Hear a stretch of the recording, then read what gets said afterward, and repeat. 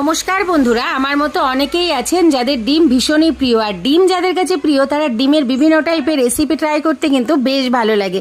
যেমন আমি ডিমের বিভিন্ন টাইপের রেসিপি ট্রাই করি। আজকে করলাম ডিম ভাপা। মাঝে মাঝে এটা আমি করি। আমি 4টে ডিমের ভাপা করব, তার জন্য 4টে ডিম ফাটিয়ে নিয়েছি। তার মধ্যে কিছুটা গোলমরিচ আর স্বাদ মতো লবণ দিয়ে খুব ভালো করে ফেটিয়ে নেব। নিয়ে একটা টিফিন বক্সে কিছুটা সর্ষের তেল ব্রাশ করে ওই ফাটানো ডিমটা দিয়ে দেবো। দিয়ে টিফিন বক্সের মুখটা আটকে দেবো। আর এটা আজকে আমি করব রাইস কুকারে। এটা আমি মাঝে মাঝে প্রেসার কুকারে বা এমনি কড়ায় যে কোনো কিছুতে করা যেতে পারে। আজ আমার কাছে রাইস কুকার ছিল, ভাবলাম এটা দিয়েই আজকে ডিমটা ভাপিয়ে নিই। 20 থেকে 22 মিনিট ভাপিয়ে নেওয়ার পর একদম ডিম ভাপাটা রেডি। আর একটু টিফিন বক্সটা উল্টে উপর থেকে প্রেস করলেই কিন্তু ডিমটা পড়ে যাবে। আর ওপরটা দেখুন কিরকম কালো কালো হয়ে গেছে, কারণ গোলমরিচ দেওয়ার কারণে। দেখতে যাই হোক, খেতে কিন্তু দারুণ হয়েছিল। অল্প ডিম থাকলেও কিন্তু এভাবে আমরা ডিমটা ভাপিয়ে রান্না করতে পারি। এবার আলু দিয়ে বা যেমন ইচ্ছে রান্না করুন আর পরিবেশন করুন, খেতে কিন্তু দারুণ হয়। অবশ্যই একবার